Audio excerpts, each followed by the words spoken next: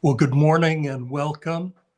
Dentons Smart Cities and Connected Communities think tank is really honored to be co-sponsoring this roundtable discussion with the World Broadband Alliance as part of their Connected Communities Forum. Our topic today is the power of broadband infrastructure to enable smart cities.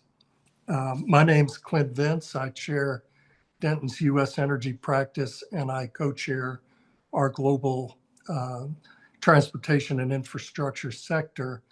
And together with my teammate Emma Hand, I'm honored to also co-chair this think tank. We have a great introduction prepared by Steve Namasivayam. And Steve, why don't I let you begin, and welcome. Yeah, thanks very much, Clint, and great pronunciation. I know it's a challenge on my surname, and you nailed it. So, okay. So I'm going to just share my screen because I do want to just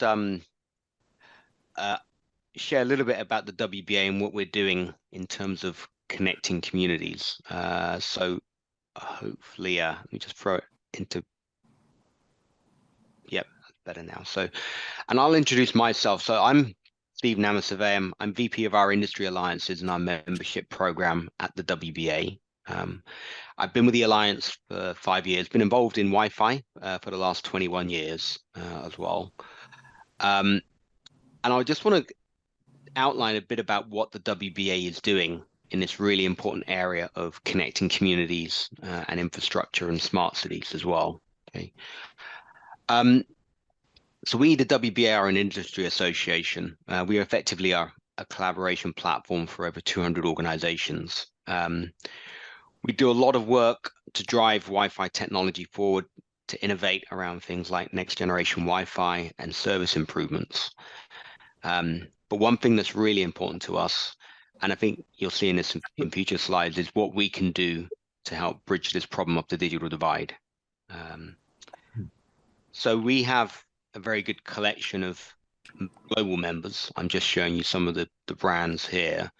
And all of these organizations from the US, from Latin America, from Europe, Asia, they all work together on wireless connectivity innovation, but also on what they can do to contribute towards, I think this number of 2.7 billion people that remain unconnected as well.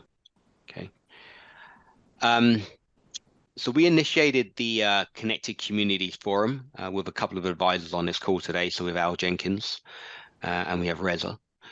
And you'll hear from them today as well. But I think sort of coming out of the sort of COVID-19 pandemic a few years back, that just sort of highlighted that connectivity is key. We were all working from home, but there are also communities that didn't have connectivity, and it really sort of highlighted that actually, yeah, we knew this, but Wi-Fi is a game changer. It's it's a utility effectively as well. And we were doing a lot of work to promote and develop Wi-Fi as a technology, and just felt that there's more that we could do to bring Wi-Fi, to bring connectivity into people's everyday lives as well. Okay. So we set out these guiding principles. What can we do around the digital divide? What can we do to improve quality of life, to help connected communities collaborate more and shine a light on the issue? And with a lot of the work that we're doing in terms of things such as technical standards, we run a technical standard called open roaming, what that can do to help people get connected more easily as well. Okay. Our Connected Communities Forum, our leadership team, there are 4 of us. So unfortunately, we have Tiago Rodriguez, our CEO, that he's unfortunately in transit, so he couldn't join us today. But he regularly appears on these forums. And I've mentioned Reza Jafari, who's our co-chair and advisor on our CCF, and Al Jenkins, who'll be forming part of the panel session later as well. Okay. So I think that hopefully sort of gives you a bit of an overview about the WBA and what we're doing in this area. And I think I can hand back to Clint and to Reza. Thank you, Steve. Perfect. And again, it's a real pleasure to be able to co-sponsor this with the Wireless Broadband Alliance. And you've been a great partner with our think tank for a number of years now. And I'm really honored to be able to introduce my special friend, Reza Jafari, who will give us a welcome on behalf of WBA. Reza is the CEO and founder of eDevelopment International, and he's an esteemed advisor to the WBA Connected Communities Forum, as Steve just mentioned. Reza? Thank you, Clint, and thank you, Steve, and hello to everyone who's joining us on this inaugural collaborative event of Dentons and WBA. As many of you know, as I have been the pleasure of carrying two hats in the organizing team of this event, as Steve mentioned, serving as the co-chair of the Connected Community Forum for WBA, and second one, I'm also serving as one of the co-chairs of the Smart Cities and Connected Communities think tank of the Dentons. I would like to express my utmost gratitude for the remarkable leadership of Clint Vance and Tiago Rodriguez, CEO of WBA, for your commitment and dedication to our ecosystem that has been manifested in your daily work for many years and will be partially manifested throughout our webinar today. Looking forward to a very productive, interactive, and informative discussion and the feedback, hopefully, from all of you to improve our work as we move forward. Now, back to you, Mr. Chairman. Clint, back to you. Thank you so much, Reza. And we so appreciate your involvement in both organizations, and you've enriched our think tank. We are going to launch right into a fireside chat with Rob Schwartz, who is the CEO of an amazing company called Anterix. Anterix was founded by Morgan O'Brien, who is the co-founder of Nextel and a mentor of Rob's. Anterix is basically providing private LTE networks to critical infrastructure industry, including utilities. And Anterix also addresses the very important observation by a number of experts now, and I saw was contained in Steve's introductory comments as well, and that is you cannot modernize the electric grid without modernizing communications. So with that, Rob, can you tell us a little bit more about Anterix, and then we'll launch into a few interesting things that you're doing. Sure. Thank you, Clint, and really thank you to Dentons and the WBA as well for the invitation to participate. And I do have to add, Clint, you to that list of strong mentors that I have, throughout the organization, throughout the organization. A couple of thoughts. Also, thank you, Steve and Reza, also for your opening remarks, and looking forward to hearing from Aaron, Al, and David. I know we're going to share insights shortly. One comment just on Wi-Fi. I've been a more than a 30-year veteran of the wireless space, and Wi-Fi is really an incredible innovation and a phenomenal example showing the value of embracing standards globally. Right, the impact of Wi-Fi on all of our lives and communities is nothing short of just fantastic, and really to a great credit of the WBA of bringing together this community. And that ties into kind of your point, Clint, about the role of Anterix. Today, as a society, we're at a critical inflection point where diverse sectors like energy, telecom, transportation must also collaborate to advance, economy-wide goals of things like sustainability and resilience, development, equity, and more than that. Key enabling platform for these communities, and I'm going to get to the answer about Anterix because I think it's an important kind of background here. But an enabling platform for these smart communities and smart energy infrastructure.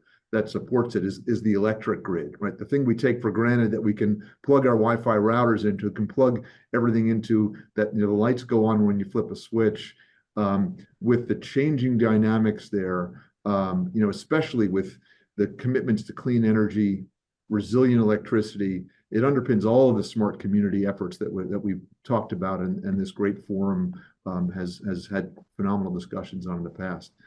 But with the changes that are occurring, increased electrification, distributed energy resources, smart buildings, smart transportation, and much more, all depend on smarter grid infrastructure, energy infrastructure as well. And so, as Clint said, we can't create this necessary modern, resilient, clean electric grid without modern communications. So that kind of gets into the enterics of our reason for being. We're working in concert with a group of utilities nationwide in our approach, and really trying to play a critical role in helping spur smart cities. Today, Enterix owns 900 megahertz wireless spectrum nationwide. Wi-Fi depends on its specific band. 900 is a low band spectrum used around the globe for cellular LTE, 4G, 5G communications. But the important part of that as a scarce resource is that the resilient clean energy future that customers and communities want and expect will rely on a clean energy infrastructure that now, with what we're doing, is going to be connected via fast, secure 900 megahertz private wireless broadband. Electric grid connectivity is based on a foundation of these private wireless networks to empower utilities to fully realize the powerful vision for a cleaner, smarter, and more secure energy landscape. So our story is much bigger than just simply Enterix, importantly, alone. Already, the universe of companies driving this collaboration with Enterix of this new digital foundation for the energy sector already has 6 pioneering utilities across 15 states in our nation that have joined us on this journey. There's more than 100 leading technology companies, very similar to the way the WBA has brought together such a vast ecosystem of partners. We have over 100 companies that are now developing solutions within this important energy community for 900 megahertz. We've established something called the Utility Strategic Advisory Board, where 10 utility senior executives really oversee this technology development. And so the ownership and direction is really coming from within the industry. And lastly, we're working collaboratively with a lot of key groups, including EPRI, the National Renewable Energy Lab, Pacific Northwest National Lab, many of our national treasures, but to drive this collective solution forward. So, long answer to your question, Clint, but for us, it's really about this growing universe of leading organizations and individuals that are driving a powerful future for 900 megahertz private wireless broadband, and leveraging the industry's deep spirit of connection, interdependency, collaboration to transform the electric grid for all the benefits of communities nationwide. Great overview, Rob. And I note, and I think Aaron Spears will agree with me, that this is the first time possibly in my lifetime that energy lawyers have actually become interesting at cocktail parties. And I think part of it is the overlay with the communications industry and the really ubiquitous need of electricity to make everything run in our society.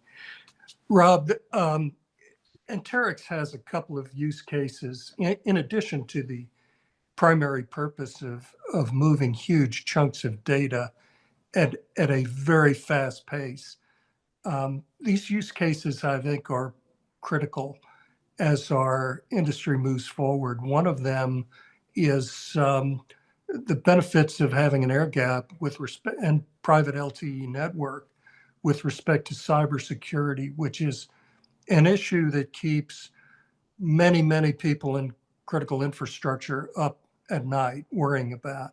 Can you describe a little bit your use case for cyber? And then if time permits, we'll also discuss wildfire prevention a little bit. Absolutely, Clint. And let me broaden the question for a minute just to put it in context that, if you think about the phone that's likely in your pocket, right? The the global technology of LTE that we all use, 4G, 5G, and soon well beyond that, it's application driven, right? We first, created these phones back in the 90s, early, late 80s to be able to make phone calls and then text messaging. But now it's really about every time you add an application, you're adding something very valuable. You have the Uber app, you're hailing taxi cabs. You have video apps on there and you can, have entertainment. But it's the same technology that's enabling these valuable use cases. You mentioned the wildfire mitigation, which is one really important use case. We're working with San Diego Gas and Electric as one example. But unfortunately, wildfires is becoming a growing issue across the nation. We've seen incidences in Hawaii, in Texas, in California, in Colorado recently, unfortunately. And so the simple premise is, the technology exists, but being able to put what we're working with San Diego and a leading company called Schweitzer Engineering out of Washington. We put sensors on the lines that, the lines you see that run through our neighborhoods and run through communities to be able to say, if that current stops flowing through a power line, depower that line. So if a tree falls on a line, the line breaks, it takes about 1.4 seconds before it hits the ground. In that time, you want to be able to depower that line so when it hits the ground, there's no risk of it sparking and either starting a wildfire, being a safety risk to people in that community. And so we've deployed that technology with San Diego with the help of Schweitzer Engineering, and it's successfully working in depowering lines. And so the power of just that one application, you can imagine, unfortunately, utilities have gone through bankruptcy, lives have been lost in this unfortunate case. And so we're really excited about that as a leading application. In addition to that, we also, as you mentioned, have some significant cybersecurity elements of it. Rule number one of cybersecurity is you have to have your high value assets on a separate, air-gapped, as you said, diverse network that's not connected to any threat vectors, whether that's foreign entities that we've seen recently in some of the reports put out by the FBI publicly in Congress, or other nefarious players that unfortunately are continuing to grow. And so we've seen cases where utilities, waste management facilities already they found, that nefarious players have put viruses in place to be able to shut down these critical assets in our nation. And so we're helping separate these critical assets to give a level of command and control and awareness, which is really important. A lot of these things historically, power lines is a good example, transformers weren't connected to any communications network. And so the ability just to have this visibility and control is the beginning, but doing so on a private secure network is another important part. One other critical use case for us is about connecting up all of the new distributed energy sources, solar, wind, battery storage, electric vehicles, electrification of industries. You can't have this new distributed sources of energy without a two-way communication capability that's highly resilient, highly secure. And so we're very focused also on that as another application to be able to meet all of the critical decarbonization goals we've set individually for utilities and collectively as a nation. Rob, it's been exciting to watch Anterix really become known and take off. And it's also incredibly valuable that there are some solutions to two really huge problems for the critical infrastructure, but particularly utilities in terms of the cyber and wildfire. But by the way, I don't know if you can hear it, but my building has decided to provide some background entertainment for this discussion. So it's not a rock band, but we have some great hammering and a little bit of drilling just to enhance the moment. So I hope it's not disruptive, and I will mute when our other guests are talking. Is there anything, Rob, that you would like to convey to our audience to close out this great fireside chat? I think, again, just coming back to the common theme of what, the WBA does and what we do is the collective action, right? We work with our utility partners, Dentons as an important partner, with our ecosystem partners, with the government entities we're working with. And that collective action in building a cleaner, smarter, stronger energy future, to meet our net zero commitments, making the electric grid more resilient, it's a business imperative for us, and we're honored to be able to share that with this distinguished group. So thank you, Clint, for that, and look forward to talking and hearing the comments of the rest of the panel. I'm so glad you were able to join us today, Rob. I know that you had a really complex schedule, and deeply appreciate your fitting us in. And great job today, as always. Thank you, Clint. Thank you, everybody. We're going to now launch straight into our panel. We have 4 pretty amazing panelists from around the US, and also we've reached over to the UK to get a point of view that's more global for us. And we're going to begin with Al Jenkins, who, as Steve mentioned, is a board advisor for the Wireless Broadband Alliance and a co-leader in the Connected Communities Forum. Steve, can you tell us a little bit more about yourself and also the importance of the Connected Communities Forum from your vantage point? Yeah, I'm pretty sure Steve could. I'll do the same. So I'm Al Jenkins. Pleasure to meet you all. I'm an advisor at the Connected Communities Advisory Board at the WBA. I also independently work as a sort of broadband mapping designer for a variety of different mobile network operators and cable operators around the country, as well as prepare business case analysis for them. I work with a lot of municipalities, both domestic as well as international, along with the WBA and as well as independently, and sort of driving a sort of a uniform collection for municipalities to think about how to deploy broadband services with the variety of different mobile network operators, fiber and cable operators that are in their respective geographies, as well as how to manage the use and centralize the use of their telecommunications assets, both horizontal as well as vertical. And so that's in a nutshell sort of what I do collectively for both the WBA as well as independently.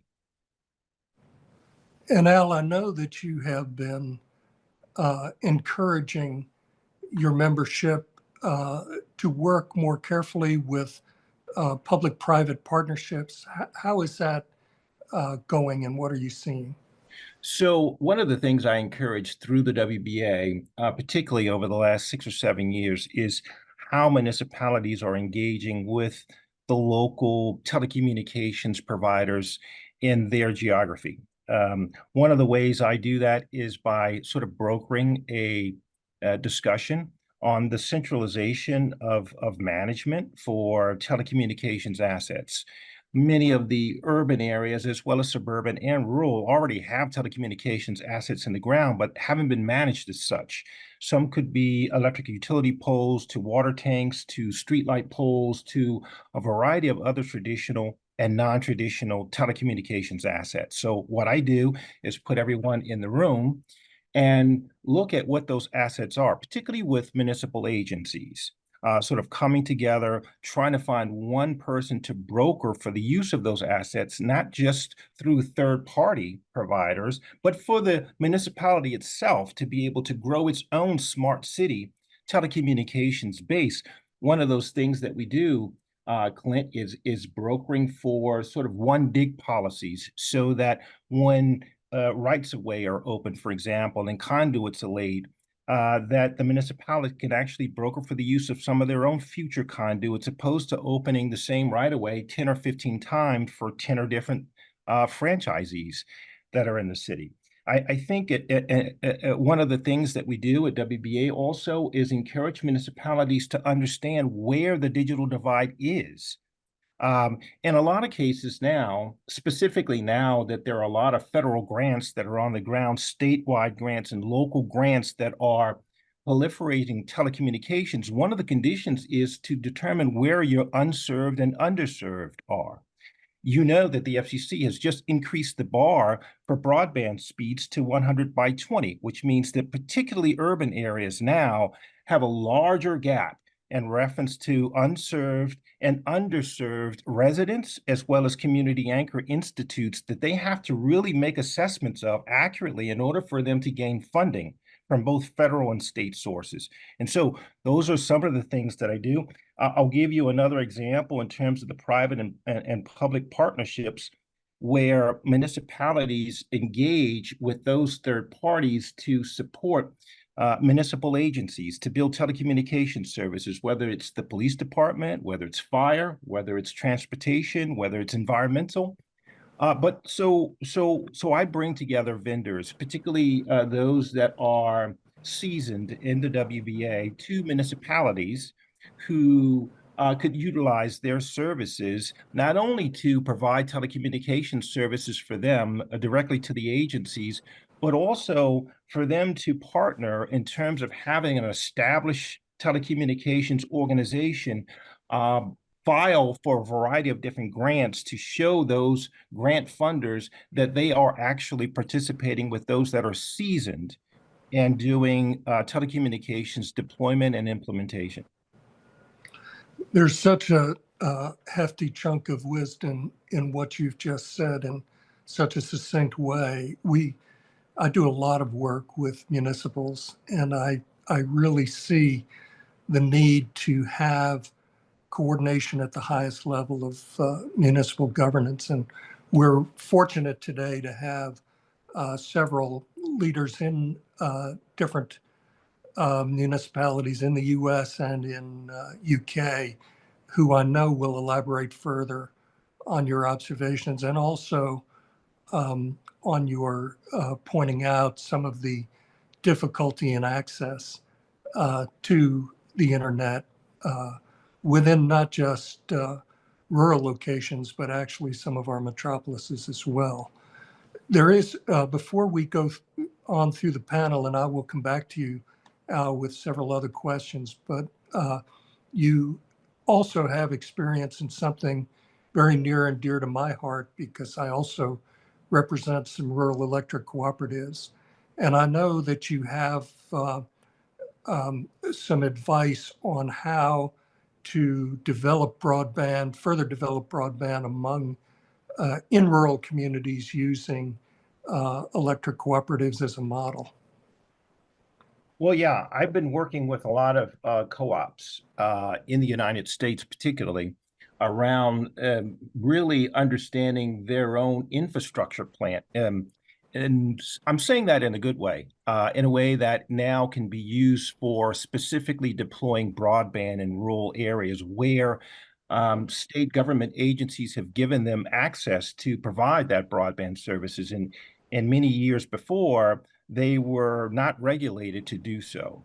In this case, a lot of the electrical co-ops are actually coming together, taking a look at their assets. All of them traditionally have been electrical supply assets, but along with radio towers, along with poles, wood utility poles, as well as other type 115 kV and 250 kV utility assets. Now those assets can actually be used to proliferate both wireless and wireline deployments like never before.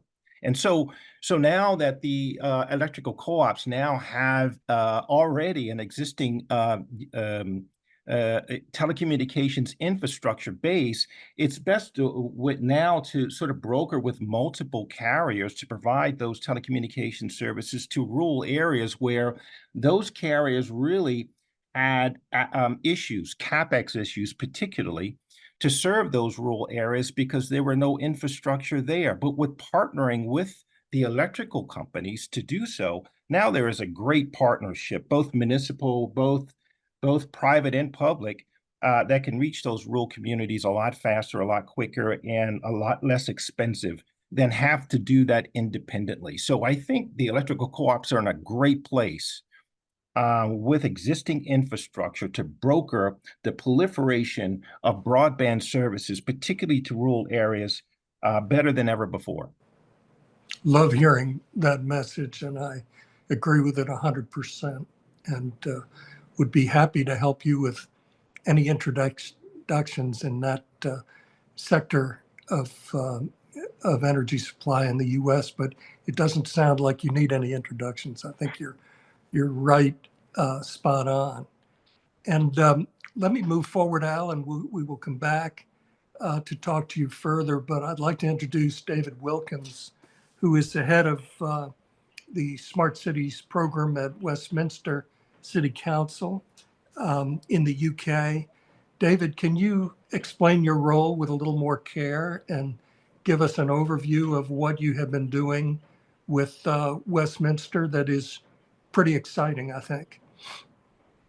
Yeah, happy to. So firstly, thank you for having me on this panel. It's great to hear the challenges for the common challenges that we share with yourselves overseas.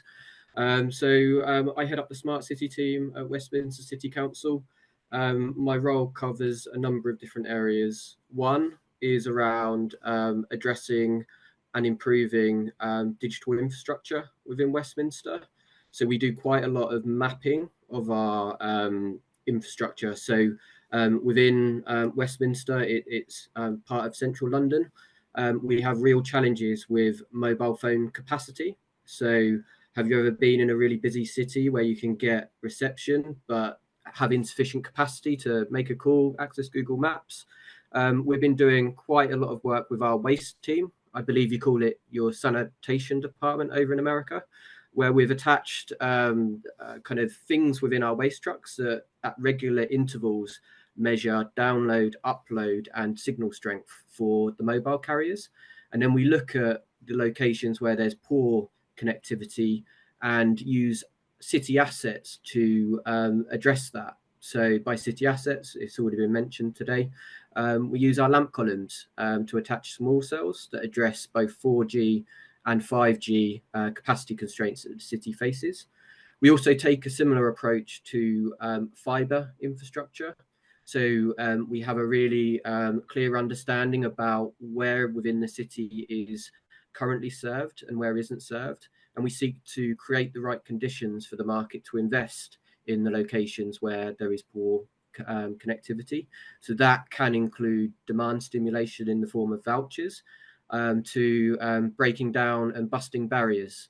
So barriers that we face, there are the legal barriers associated with signing way leaves. So that's the kind of legal agreement you need to connect lay infrastructure over land. So we've been doing work to standardize that to address that particular barrier.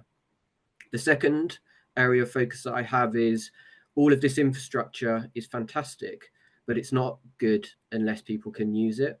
So I have a big focus on digital inclusion.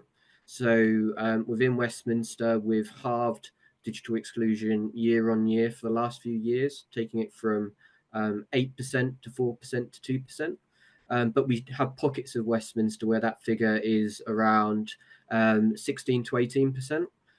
So we're really keen on supporting our residents to have the skills and confidence to use digital to enrich their lives, but also have access to affordable broadband, but also the devices, so that we can kind of really support residents to enrich and enhance their lives through digital. And the final area of my work focuses on how the municipality, how the city council can use this infrastructure to deliver better services. So we have kind of programs of rolling out sensors. A good example of that, I think you highlighted that you've got some construction noise going on in the background, Clint. So within Westminster, our major construction sites, we've mandated them to install noise, vibration, and dust sensors, so we can get early indication of issues, so that we can be more proactive at enforcing those sites so that it causes less frustration to our citizens. And we have a kind of goal within Westminster is we're failing if our citizens need to report issues to us. So we've got a whole program focusing on how we can identify those issues before they become a reportable event. So some other examples of that could be image AI to detect the deterioration of our road surfaces and potholes. It could be the detection of graffiti and fly tipping. Fly tipping, I don't think is an American term, but is in effect people leaving waste in the city. So we're taking a big focus on identifying the issues that citizens have and seeing if we can detect them early using technology so that we can improve our citizen experience. So that's a quick overview about kind of what my role covers. Happy to go into more detail in any areas of interest. Thank you, Dave. And I'm going to come back to you in a minute and ask you a little bit about some of the challenges that you have faced and potential solutions for those challenges. And if you can ship that technology, that sensor technology over to me, I would greatly appreciate it. I'll share it with our building leadership. And I do want to encourage our audience to feel free to put questions into our Q&A feature. I see one question. Rob Schwartz, I'm not sure if you're still with us, but when we go through the panel initially, if you can take a look at that question, it might be if you might have the best background to answer it, and if not, we will move on.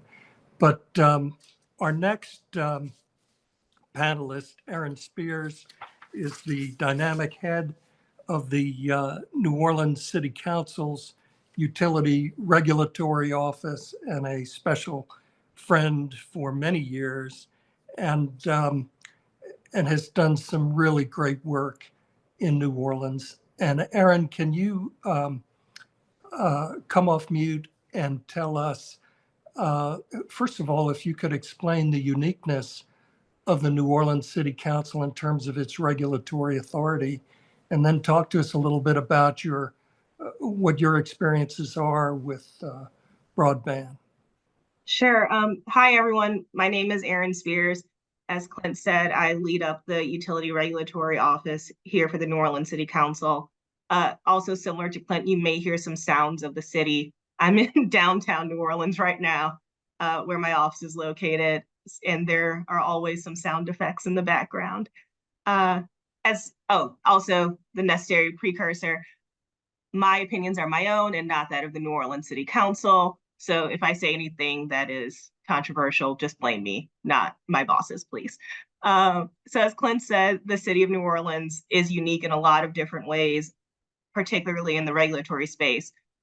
The New Orleans City Council is the public service commission for the city of New Orleans. So unlike other jurisdictions that have a standalone PSC or have a PSC at the state level, New Orleans City Council regulates utility service providers within the jurisdiction of Orleans Parish or county, as the case may be, depending on where you are.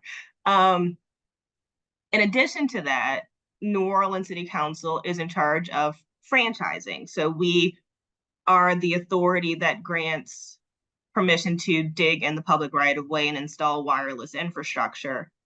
So we get to wear a lot of different hats. We do a land use, we do a little regulatory work, and it has put us in a very good position to, as Al pointed out, understand where the needs are in the city and where we can improve, particularly in areas of knowing where infrastructure is. New Orleans is 300 years old, which is old by American standards, though it feels weird with Westminster online to say that 300 years old is old, but we're old here.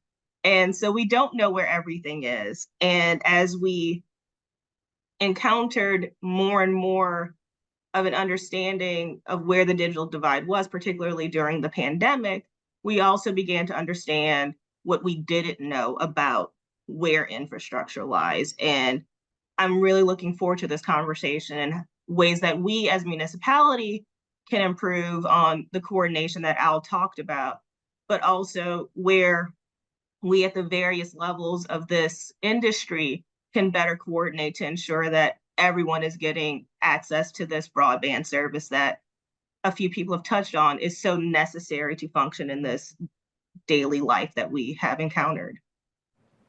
Aaron, to bring this home for our audience and the scale of it, what percentage of the population in New Orleans does not have consistent access to the internet? Right. So 29% of homes in New Orleans do not have consistent access to internet, which means they don't have a home-based internet service provider. They don't have broadband. Of the remaining 29%, about half of that relies on cellular data to use internet at home. 10% have no access to internet at all, and 3% depend on a service without a subscription, which is trying to pick up a wireless signal from a public network or a network without a security password, which, as we all know, is not ideal. Imagine trying to pay your bills or file your taxes on a public Wi-Fi system. It's, it gives me a little hive to think about. So Yeah. the situation is dire. What are some of the challenges you're seeing in New Orleans and that other municipal governments are facing in trying to really close the digital divide?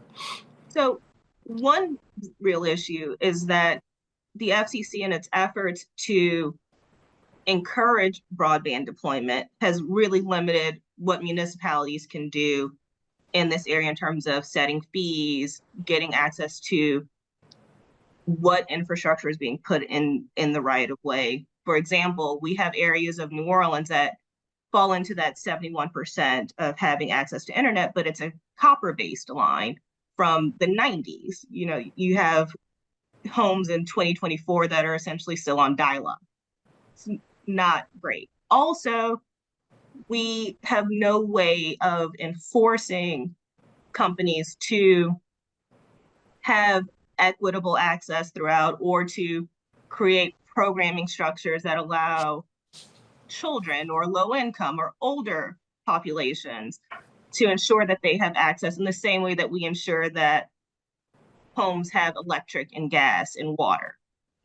Internet is quickly falling into that same utility category, but we don't treat it that way, and we should. You can't have telehealth if you don't have a reliable internet connection. You can't do your homework if you don't have a reliable internet connection. You can't apply for jobs if you don't have a reliable internet connection.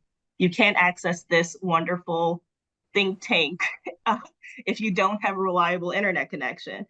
So more and more we're seeing that there's a community need, but local governments don't have the enforcement powers or the regulatory powers that it needs to really ensure that the divide is shrunk. So that's really the biggest challenge that we're facing. Thank you, Erin. Great job. We're going to turn now to Michael Sherwood, who is the Chief Innovation and Technology Officer for the City of Las Vegas. And Michael, if you could tell us some more about your role and what you're seeing in Las Vegas. Sure, thank you. It's great to be here, and hard act to follow, Erin and David both. I mean, they're doing some really great things, and I think Vegas, just like New Orleans and Westminster, are all struggling with the same challenges. How do we increase connectivity? I think all of us on this panel and on this call realize that connectivity holds keys to the future, whether it be education, you can call it workforce development, you can call it living life. You need connectivity. And like many places around the world, Las Vegas, a little bit different. We like to pride ourselves on being a little different. We have mass influx of individuals that come for a day or 2 days. And so our ability to service them and to continue to operate as a organization and community are sometimes strained when you have large events, and ensuring that we are focused on not just events here in Las Vegas, but really Las Vegas, like many cities, but really us, we are focused in a hospitality world, a hospitality environment, which is number one for automation. During the pandemic, I think we've all seen automated bartending now is here in Las Vegas. We have automated house cleaning systems. All of those are displacing human capital. And without connectivity, how do you raise and create new job opportunities for those being displaced? And so again, much like New Orleans, very much we have franchise agreements. We work with the community and new providers coming into the market. I think really the challenge for us is how do we make it attractive for the incumbents that are here to continue to invest while we also bring choice and opportunity into the community by bringing new providers as well to help supplement. There are traditionally places that are underserved that incumbents have not provided service. We need to find ways to get the incumbents as well as new entrants to work through that.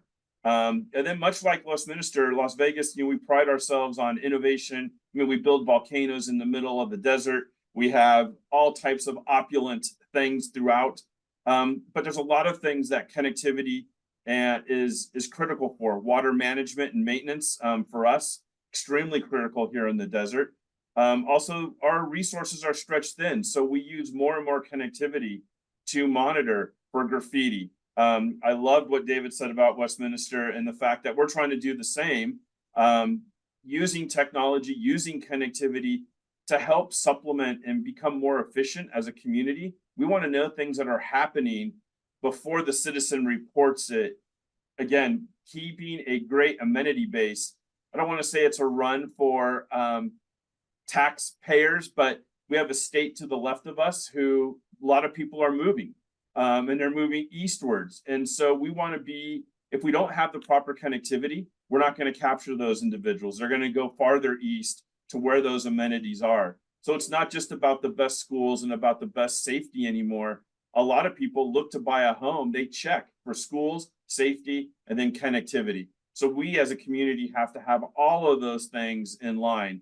And it's challenging. You have a challenge of getting the community to understand road work, and the ability to get these systems deployed. At the same time, there's a lot of new technology. We've just recently here in Southern Nevada approved micro trenching.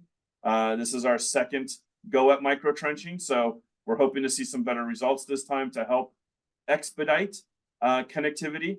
But overall, I think, across Nevada, we're doing a much better job in the last few years since the pandemic in trying to bring connectivity to the community, to really listen to our community. And some of those things we've done in closing here that are kind of unique that we hope spread and that we can work with other municipalities are, we've created a 3D print center that allows people to, from their home, access 3D printers. We're trying to become an advanced manufacturing state. And so again, we're providing a lot of services via connectivity, access to cyber ranges. So if you want to grow your skills in cybersecurity, we'll get you the connectivity. If you don't have it in your home, though, you can come in a short distance to downtown and access all the same resources. So you can access how to do 3D printing and advanced manufacturing technologies. You can get trained on cybersecurity. We do culinary. So lots of different opportunities to help shift our economy from those service jobs that we know will be impacted over the next 5 years. And I haven't even mentioned AI. I don't want to go there, but again, that's just another wave of disruption that we need to be prepared for. And it all comes down to connectivity. And it comes down to great events like this. You pick up on so much from both Aaron and David and all the other panelists that have provided some great information that helps me do my job better, which really makes me excited to be here. So thank you. Thank you, Michael. Wonderful overview. My next question was to ask you if you're seeing the impact of accelerated application of AI on the subjects you've talked about. Are you comfortable with that topic? Yeah, I'm pretty much comfortable with anything. As long as it's, I will say what I didn't go because I'm going to go follow under Aaron's rule. These are my own opinions and thoughts. They're not the thoughts expressed by this Las Vegas community or the city council. But look, here's the real deal is that AI is going to have impacts. We can debate what those impacts might be, but my job is to prepare the community and to work with other departments within the city. That goes for our youth and social innovation, our housing, our homelessness and community outreach groups. Look, AI is going to impact jobs. It's going to create opportunities. I think cities really will start focusing. You'll see it as a broad area. where you're going to start seeing cities get more involved in educational opportunities, more involved in workforce development and training. There is a huge need here locally in Las Vegas, and I could say in most cities, for cybersecurity specialists, for fiber installers, for maintenance, for anything technology related. There is generally a demand for that. AI is going to disrupt the service industry. It's definitely going to do a lot. And so we've got to be ready. We've got to be ready for that. But look, Las Vegas, I will say New Orleans, I'm going to throw them in with us. They've been through challenges. They've had hurricanes. They have recovered. Las Vegas was completely shut down like most of the United States. We've gone through tragedies as well. But one thing about American cities, and not to say cities around the world, so again, is my opinions, not the city Las Vegas opinions. But look, resiliency, challenge creates better communities, and people rally around and move forward. So while AI, I think, is scary to a lot of people, we need to embrace it. We need to embrace connectivity. We need to embrace education. And by doing that and not be afraid to implement technology, but fully embrace it, learn from it, understand the pitfalls, have good policies and governance, and then go forward. Thank you so much, Michael, and a great advancement of our discussion.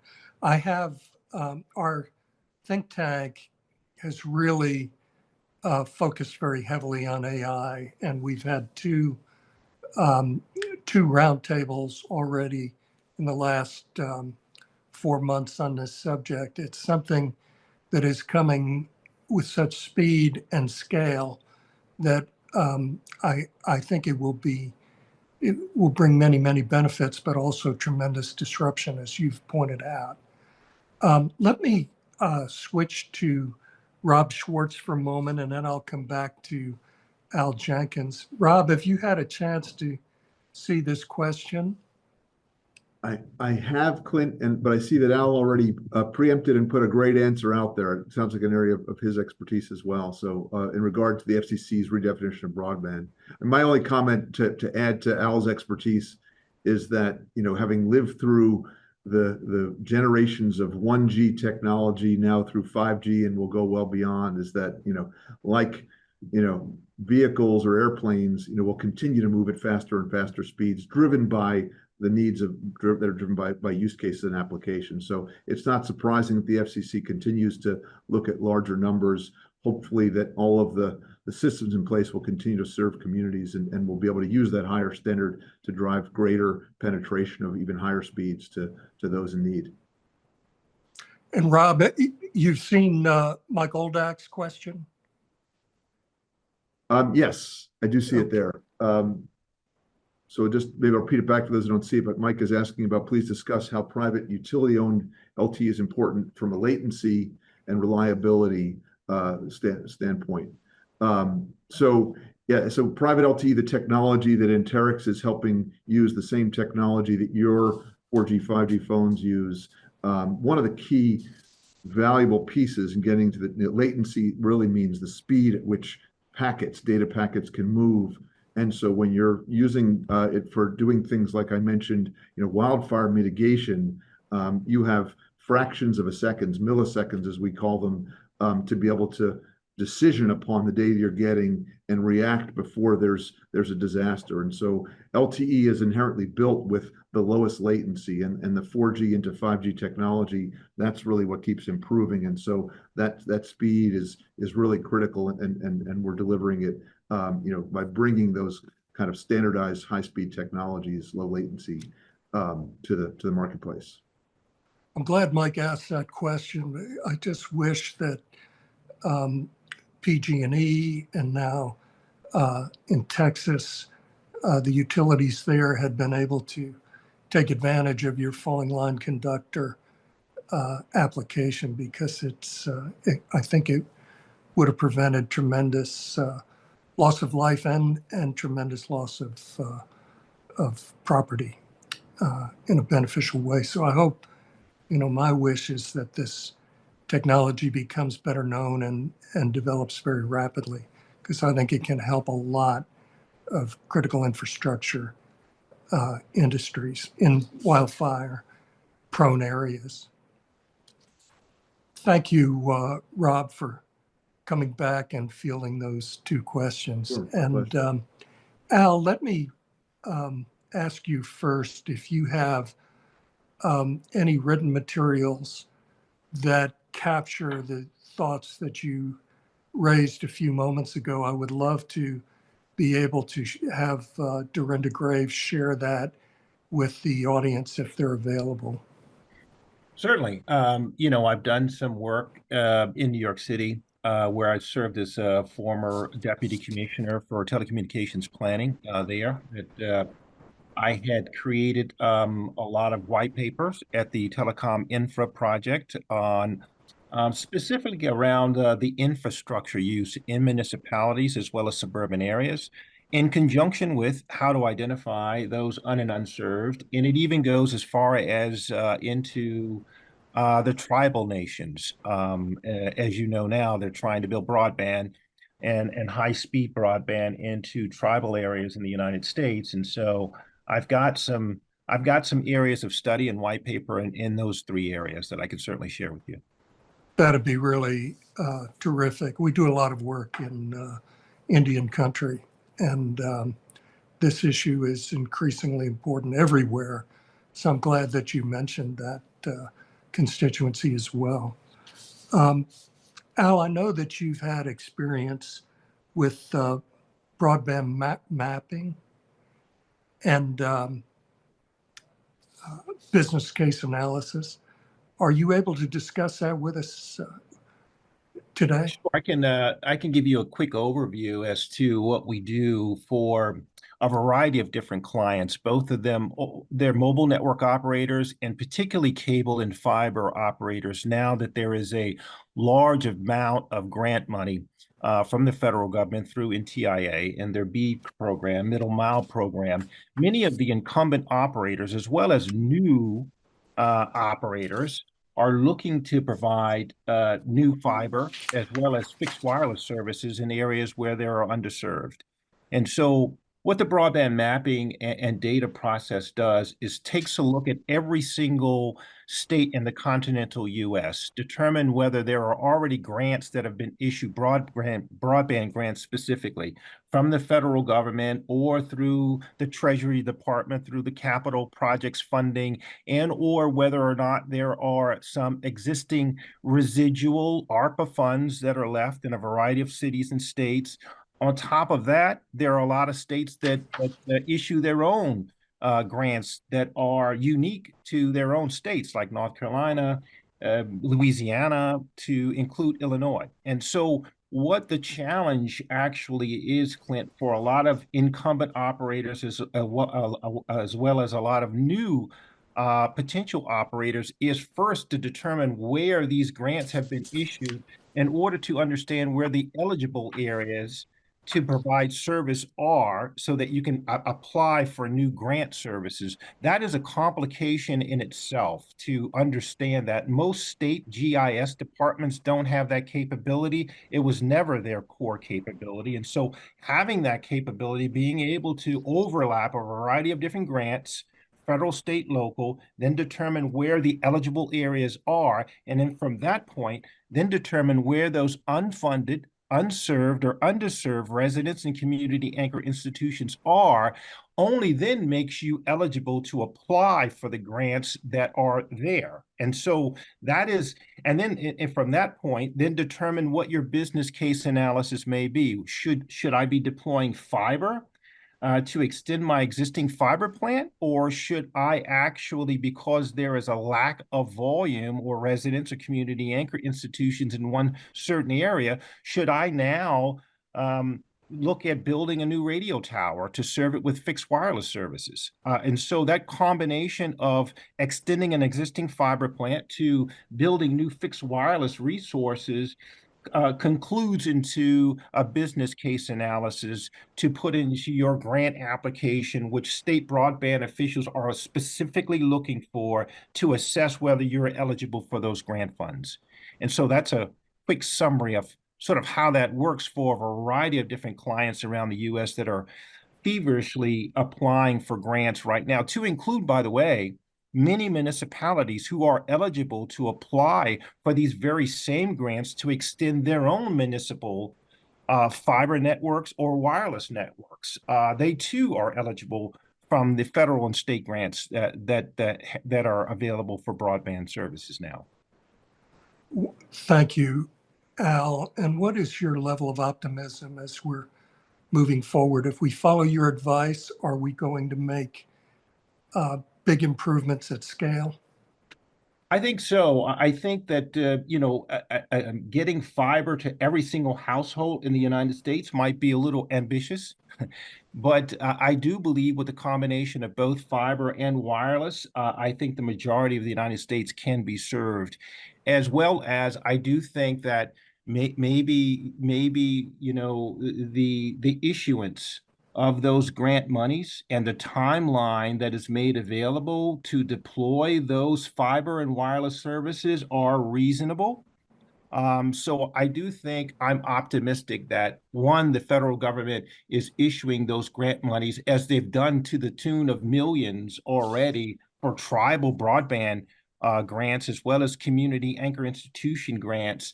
And they're starting to issue grants very quickly for middle mile as well. So my optimism for the federal government releasing those funds that they've promised are good. My optimism in reference to municipalities as well as third parties coming together in private-public partnerships to actually deliver the fiber and fixed wireless that they've applied for is optimistic. Some of those have already finished some of the deployment of fiber as well as fixed wireless in some of the areas they've been giving grant to already. So I wouldn't suspect that would fall off or discontinue. I think the only issue I'd be aware of those that may have applied for those grants that now are in default of bringing up new funds to deploy those, and now you have to kind of remove those grants off the table and make those new available again. That becomes a complication in the process, but nevertheless, I do think the federal government is on top of those default applicants and have made them newly available for those to reapply for those. So I'm optimistic about that as well. So, yep. Thank you, Al. Really helpful. We're going to continue through the panel, but I will, if time permits, I will come back for one last very quick question in a lightning round and just ask each of you to, if there's just a minute or two of guidance that you want to leave the audience with. But let's move to David Wilkins. And David, can you describe with us a little bit some of the challenges that you've been facing, maybe elaborate on them in terms of moving forward on this subject and things you've had to overcome in order to reach the great achievements you've already succeeded on in Westminster? Yeah, happy to. So if I just outline very briefly the achievements that we have achieved, and then, yeah, I'll talk about some of the challenges along the way. So Westminster is in central London. Back when I started, if you looked at kind of national broadband tables, Westminster was actually 638th out of the 650 local authorities for broadband availability. So if you were to look at us on a ranking, places like rural Scotland and Wales had better connectivity than central London. I won't go into the details about why that is, but I think that gives you a sense of where our starting point was. We now have some of the highest full fibre availability levels in the country. I'm just going to tell you some of the things, the barriers that we had. So within Westminster, there was very little activity from the monopoly operator in upgrading their copper networks. So one of our big focuses was about creating the right conditions for the market to invest. So one of the projects that we launched was a voucher scheme to support our businesses to get connected to fibre. The business challenge was, instead of using kind of the broadband infrastructure, we had post-production companies Oscar-winning post-production companies cycling around memory sticks and hard drives on bicycles instead of using the broadband infrastructure. So we had a real problem with connectivity. So over the course of a few years, we provided funding to support those businesses to get connected to fiber. We connected around 850, and we followed their businesses and found out kind of what that actually meant for them. So going from unconnected to connected. And 1 year post connection, the average turnover growth for firms who participated that attributed the turnover increases to their improved broadband was a 2.2% increase in turnover. And that amounts to close to £1 billion of additional turnover in those firms. And they also kind of suggested that they'd had productivity and kind of cost savings as a result of that infrastructure. And that was around kind of 8%. And again, that's £810 million of savings and productivity growth. So when you take that in the round, for every pound we invested as a council or as a public authority, there was £200 worth of public benefit as a result. That's very kind of economic analysis of kind of what we achieved. But if you look beyond the kind of quantitative side and look at kind of what that means from a social perspective, it increased labour force participation. So firms were saying that it enabled kind of women to return to the workforce quicker following having children. We saw that it enabled people with disabilities or who had caring responsibilities to return to the workforce. So what we saw is a lot of societal benefits around that greater kind of labour force participation. Some other challenges we faced within Westminster, I touched upon very briefly the legal agreement to connect properties.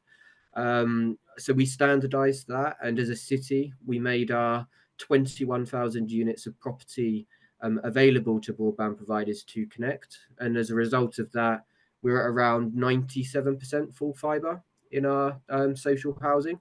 And in those places, they provide affordable broadband connectivity, but also provide free connectivity in some of the community halls. So there's many locations with a really good base level of connectivity.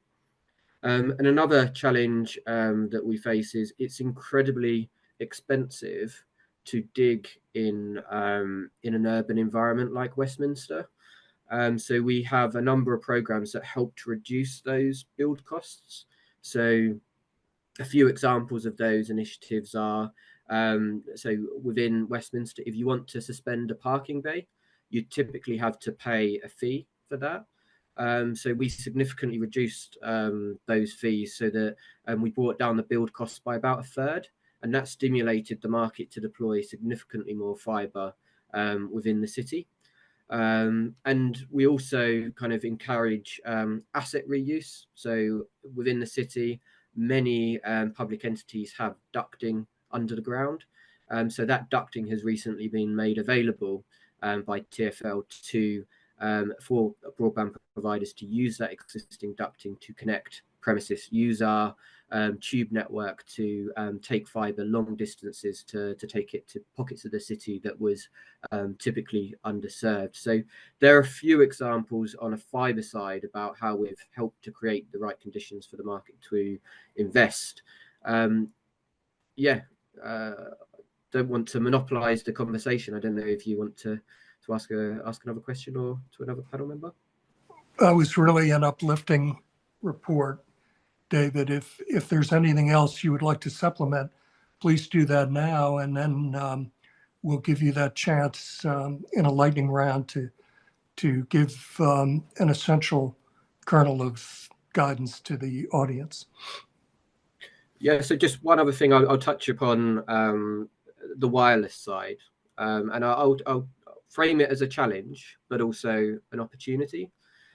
So within Westminster, we did quite a lot of persona mapping of digitally excluded residents. So we interviewed people to understand the root cause of digital exclusion. And some of the findings, I think everyone would agree, are quite horrific. We had children congregating around schools where they could access free public Wi-Fi because they didn't have it within their home. We had families, and I think this was a shared experience in New Orleans, families running their whole home broadband using cellular.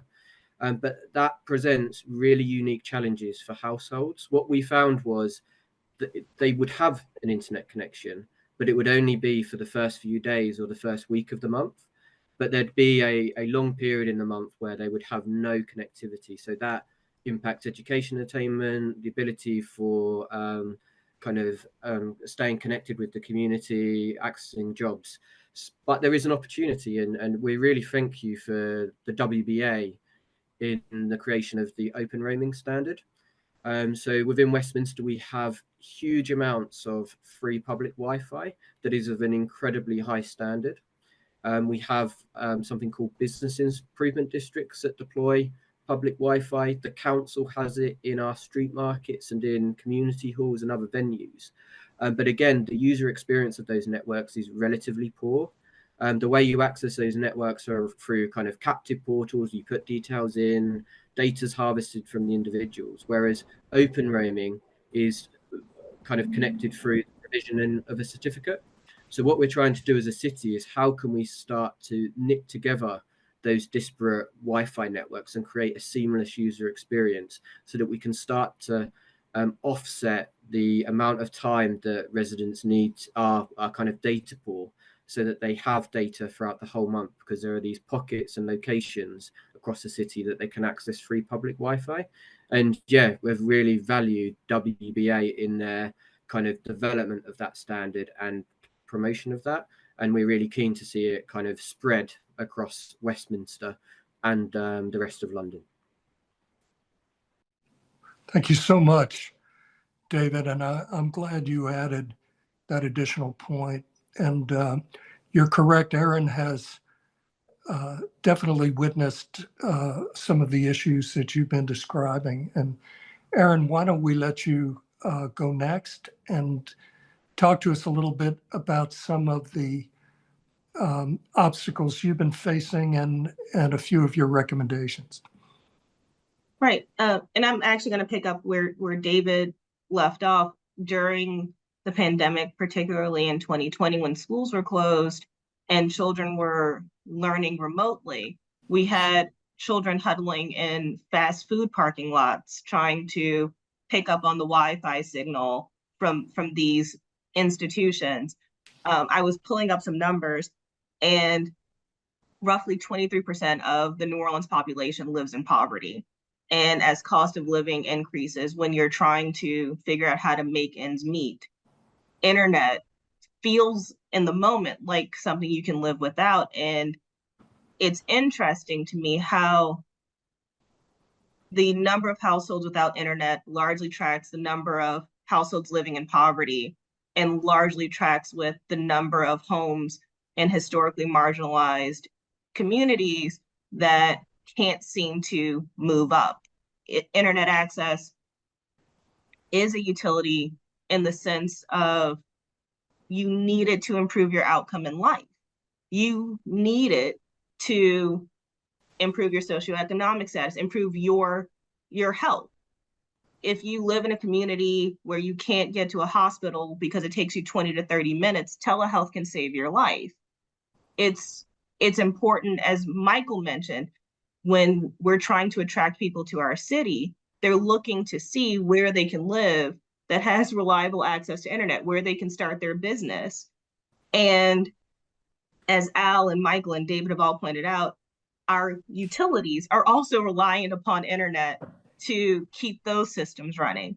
So I don't know that I can stress enough how important the work that we are doing in this area, but also how far we still have to go to make a difference in these areas that are often left behind. And with the rapid acceleration of how much we need these services and the industries that are reliant upon them, I am so concerned about leaving behind the people that are often left behind as society advances. So that's my pitch. Internet is a utility and should be treated as such. Aaron, we're going to invite you to work with the editorial board of our think tank to write a thought piece on that, because I think it's really important. and something that is not being done now at all. So we will come back to you on that really essential point. I think we have just enough time for Michael, and then we'll do our lightning round and then have Steve close us out. So Michael, what are some of your observations based on the discussion you've just heard, some of the obstacles you've been overcoming, and any other key points that you'd like to raise? Sure. It's really hard going after two great individuals already. Gave some great feedback and challenged. Very similar for us here. I think some of the things we did differently, maybe I'll take a little different tact here, is we launched our own private cellular network during the pandemic, where we provide connectivity to the community. About anywhere from, at the height, it was about 5,000. We're down to maybe 2,500 today. But that private cellular network running under CBRS provides connectivity to those individuals that don't have connectivity, or what a lot of us haven't discussed is that the limited bandwidth in the home. So a home of 4 or 5 people, imagine trying to have somebody stream, watch TV through streaming, and then a child trying to do their homework and download videos. You can't, and there's only so much connectivity in homes. And so our mission and goal by launching a private network was to make it an educational first network, an education and capability that would allow children, regardless of their household's overall connectivity, access to their school, access to the resources from the school. So we don't provide true internet connectivity. We provide what the school provides. So we just provide connectivity to the school. And then we allow the school to kind of provide what the student needs in order to be successful. So it's a great example of a partnership between the city and the school district, which is completely separate from the city.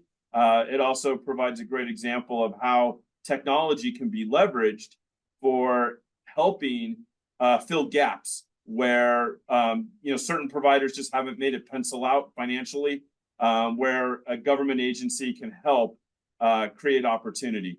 We've also found it to be, having our own private network, very useful in other verticals within the city. Air quality sensors can be put up now and connected, less cost to operate. So there's a lot of other interesting verticals there, but I think the biggest challenge here, and we've discussed it in many different ways, is just connecting the community. How do you connect the community and provide them the services, whether it be education or just keeping the community in cleanly order so they don't have to call? How do you do all that? And it really starts with having a good baseline of connectivity to the community. Great comments, Michael. We will now start our lightning round. And Al, why don't we go in the same order and have you lead us off with your quick observation on any key point that you'd like to leave the audience with. Well, yeah, I mean, so I'd like to sort of lead the audience as well as our esteemed guest with some thoughts I've had in working with New York City in reference to proliferating broadband, particularly in underserved areas or non-affluent zip codes in your municipal area, in suburban area, in your rural area. One of the things we did in New York was to create sort of broadband opportunity zones.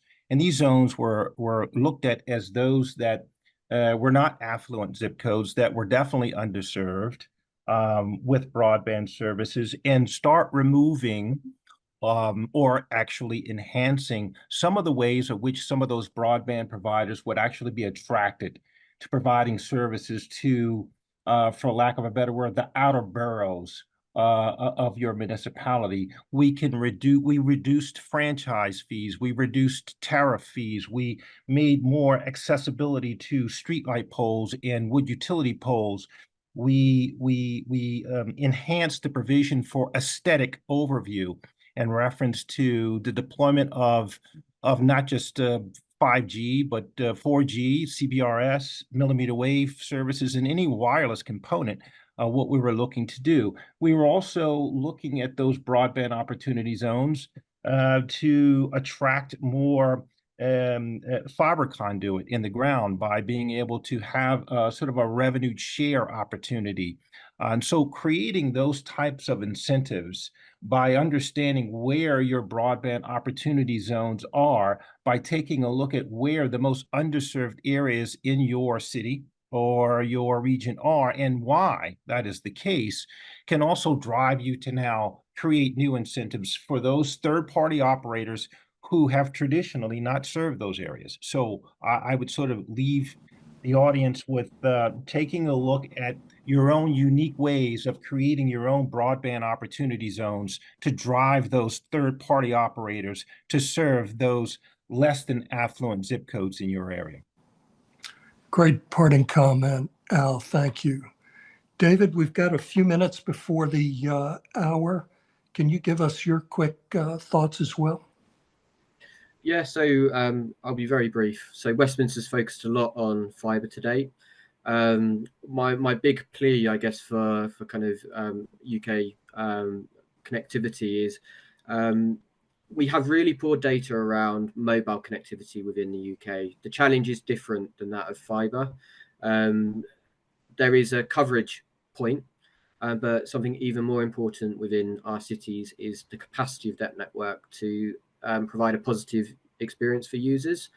So I would just encourage there to be greater focus on addressing mobile capacity problems in cities in a similar way we tackle fibre. How can we build up those really good quality data sets so we understand that problem and start kind of addressing mobile not spots in cities, because I think it does solve real problems.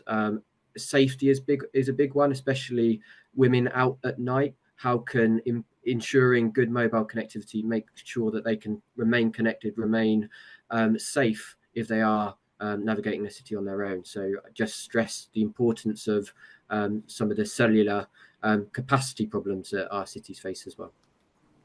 Thank you, David. Great advice. Erin.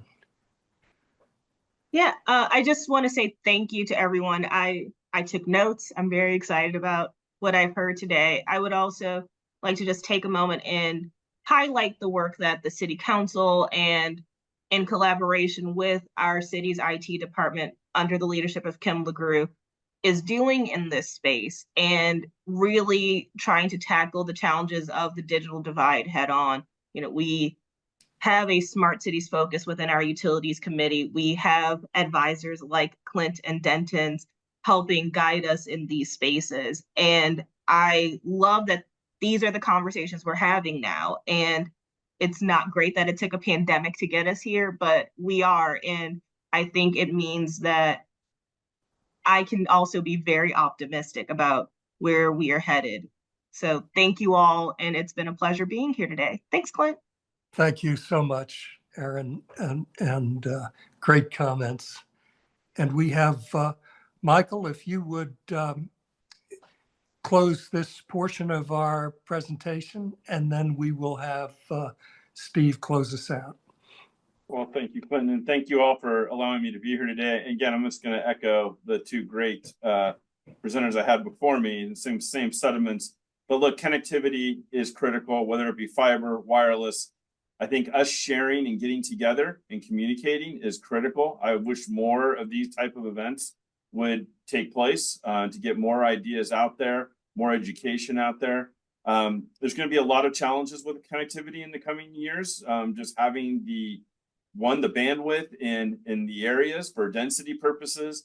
Secondly, we have a lot of rural activity in rural areas that need connectivity. And then we have the inner core of cities, which also need that connectivity. So I think if we keep sharing and keep working together, there's so many opportunities out there that great things can happen. And really, in order for us to have safer communities, we need to make sure that people have opportunities. And so really, it's all based on connectivity. Thank you, Michael. I couldn't agree with you more. And, there's been so much original thought on this panel. I think it probably would be a good idea for our think tank to come back to this discussion and maybe even do so on a fairly regular basis in coordination with WBA, who has been a great partner for this discussion. But I just want to express how impressed I am with the quality of the conversation of this panel and our friend Rob Schwartz in his fireside chat. So Steve, would you like to have the last word? Yes, thank you, Clint. I'm going to share my screen because whilst you were actually doing the hard work, I was fortunate enough that I could take notes, and I thought, okay, I'd just try to put some of the comments that the panelists made on a screen, as well. So just closing remarks, some of the key observations that I noted. So Rob, I think you started off the importance of clean energy and sustainability, and what, for example, Interix is doing in terms of leveraging private wireless to help try and fix some of this issue. Al, you shared your insights on how US cities are leveraging their assets, the importance of understanding where people are served or underserved, as it may well be, how the FCC is raising the bar for funding programs as well. David, from Westminster, it sounds like connectivity has been embraced across the infrastructure for a very long time. You've navigated through some of the legal complexities in terms of connecting properties. Impressed, 90% of social housing has full fiber. Digital inclusion progress sounds like you've been doing very well in that over the last 3 years, halving it year on year down to 2%. I understand. You're evaluating open roaming to improve the user experience for citizens of Westminster over the Wi-Fi network, but also to expand their coverage across the borough, across the council, and also across London. Also, you'd like to address mobile hotspots as well. Erin from New Orleans, obviously digital divide is a key issue. 29%, scarily, are without consistent access to broadband, and 3% rely on public Wi-Fi or open networks, and how the correlation between the number of households without internet largely tracks with households living in poverty. Michael from Las Vegas, I think the challenge of providing or increasing connectivity for the education, workforce, and living life. What you're experiencing in Vegas in terms of a mass influx of people for short periods of time, and a strong focus on hospitality and automation. And then the look at AI and other applications, and how private cellular was launched during the pandemic for individuals without connectivity, for limited bandwidth as well, and its education first approach as well. Apologies, I think you experienced the from working from home, what that can mean sometimes, and people not understanding when you're on a conference call. So apologies for that minor interruption. I want to also just share, I think, some of the WBA's events. To your point, Clint, I think, definitely a good idea to get on some type of regular forum, or some, you have your think tank. We also have our congresses here. I'd like to make an open invite to all of the panelists to be at our next set of congresses in Dallas in June, and also in Paris in October. I also want to share some news hot off the press. So something that we announced earlier in the week. So with a few of our members, so SYN and Global Reach Technology, and also one of the telcos over here, Colt Technology, they have launched. You can see this outdoor unit on the right-hand side, and from further afield on the left-hand side. So this unit is actually broadcasting Wi-Fi. It supports the open roaming technology standard. The area this is in Shoreditch, so it's quite a busy business area, as well as where a lot of people tend to do a lot of sort of socializing as well. So if you you have a device with an open roaming profile, you'll be able to roam close to this unit and connect seamlessly as well. Okay, and it doesn't cost a thing. I think that's important to note as well. Okay. So so I think just to close out, just sharing some of the work that the WBA is doing. Michael, towards the end there in your sort of lightning round, you mentioned rural connectivity. That's been a big focus for the WBA in recent years as well. We developed a white paper on that topic. If anybody would like to get involved in any of the work we're doing, feel free to reach out and we can share more information. But I think it's been a fantastic panel, a powerhouse of places, of cities, as well as with Rob from Enteric. So thank you very much. And there will be another installment of the Connected Communities Forums and what we've been doing here with Dentons later in the year as well. Thank you. That was such a brilliant and succinct summary, Steve. I think I'm going to bring you in to our law firm to give our advocates a tutorial on how to say it with great emphasis and short duration. Beautifully done. And I am going to just ask you to join me in giving an ovation to this really wonderful, wonderful panel. Thank you so much. Beautifully done. And wishing everyone a great day. Take care.